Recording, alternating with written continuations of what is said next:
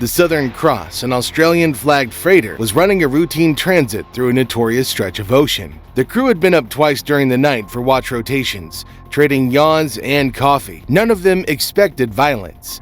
None of them expected the sound of engines that didn't belong to cargo tugs or fishing boats. On the bridge, the lookout's binoculars locked onto movement. 4 fast-moving skiffs cutting wakes towards the freighter, engines howling. And then they saw the weapons. Not the typical single-style rifles you hear about in cable news, but a scatter of different threats. A heavy Dishik heavy machine gun mounted on one bow, a battered Fenn Foul poking from another skiff, a handful of men carrying pump-action shotties and pistols, and an RPG tube strapped along the rail of a 4th craft. These attackers weren't improvising. They were equipped from multiple arsenals.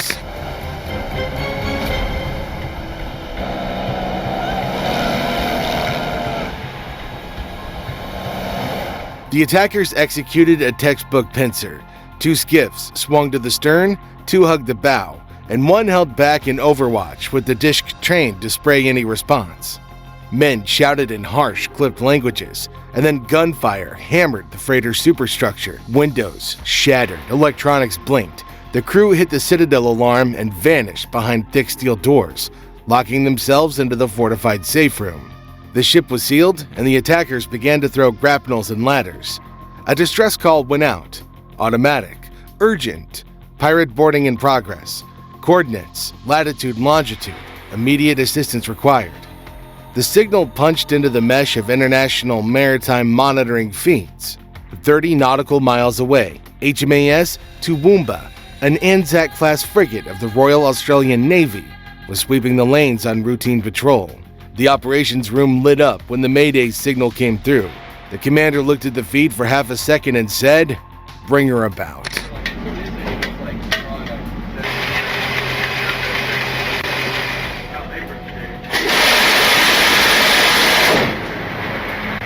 The Toowoomba's gas turbines bellowed. Deck crews iced their positions. The 25mm Bushmaster rotated into place.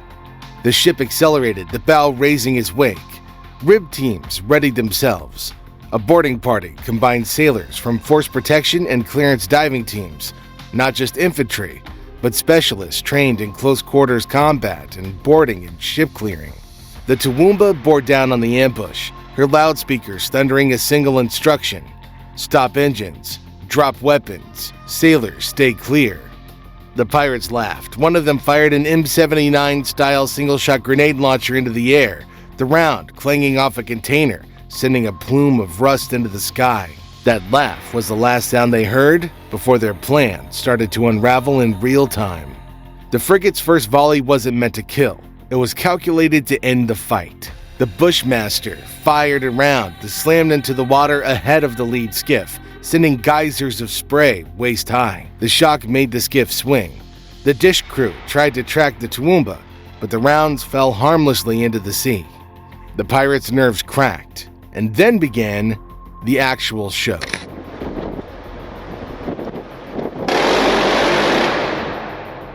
From the starboard well, 2 black ribs jumped off the side of the frigate and vanished into the swell.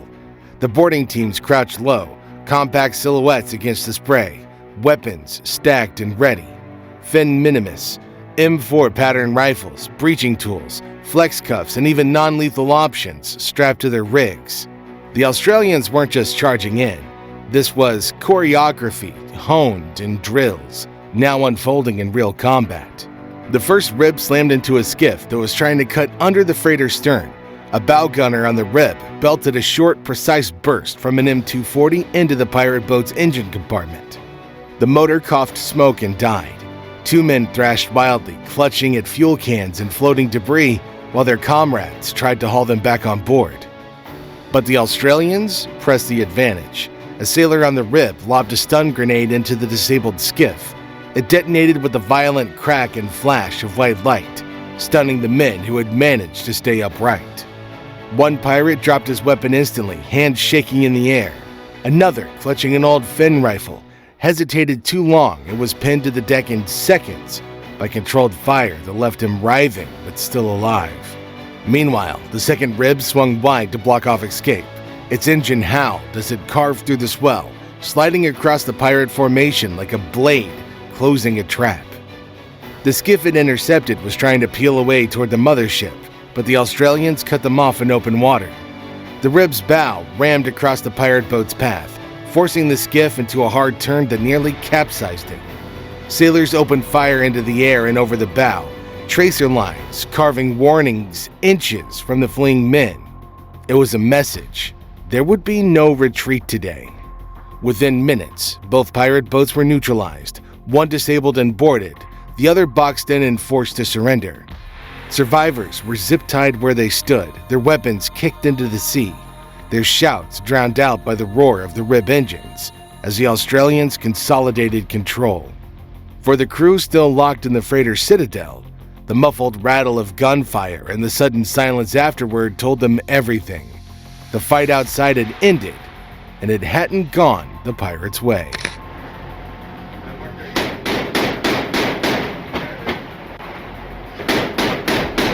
This is where things get ugly. A pirate on the disabled craft reached for a fin foul and fired a lucky round. It hit a rigging and shrapnel sprayed the rib's hull. The Australian boarding team didn't hesitate. 2 sailors rolled out of the rib and hit the pirate point blank with controlled fire. The skiff was swamped. The remaining men tossed their weapons overboard and surrendered. Flashbangs popped, a white thunder that sent everyone reeling, followed by silence. At the same time, the frigate's stern guns were engaging. A 57mm round detonated in the water between a skiff and the freighter, a steel. The Dish's crew, suddenly exposed and outmatched, took a direct line from a remote auto tracker and were suppressed into silence. One heavy crewman toppled, and the Dish fell silent. But the most unexpected part was what the boarding teams found. They expected fuel cans and scuffed rifles. Instead, they uncovered a hard cache, stamped metal crates of rounds, sealed belts of 12.7mm ammunition for the Dish, an intact G3 rifle with the military serial number still legible, several flares of Chinese brand rocket propellant, and a weathered sat phone crammed with coordinates and waypoint lists. None of this was street-level improv. This was at the supply chain level. Someone had been arming these crews carefully, exactly to run deep-sea ambushes.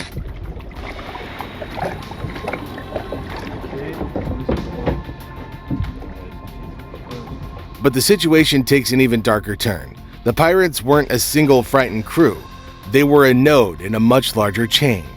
The sat phone logs showed scheduled rendezvous points farther offshore, suggesting motherships that could refuel and rearm these strike teams. That meant that this morning's ambush was not an isolated sting. It was part of a structured, repeatable threat pipeline. Whoever funded or organized it was counting on the idea that ships wouldn't fight back effectively. They had miscalculated. Inside the Citadel, the sailors had listened to the whole thing. The bark of orders, the staccato of machine gun fire, the heavy thud of explosions far above the steel. One junior engineer whispered into a handheld radio, "I thought this was the end." A senior mate squeezed his hand, eyes hollow with relief as the thumping slowed, and the radio relay went from chaos to the calm voice of the boarding team. "Deck secure. Hold tight. We have control." The casualties among the pirates were limited but decisive. 2 dead, a handful wounded, the rest captured. The Australians exercised restraint where possible. Immediate threat met with lethal force, but every man taken alive was treated and processed according to the law. Medical staff worked quickly, wound dressing, IVs, temperature checks. The captured men were photographed, tagged, and given basic humanitarian care while under guard. In the open sea, life returned to a fragile calm. The Southern Cross resumed her transit, and the frigate's crew remained on station for hours more, scanning the empty horizon.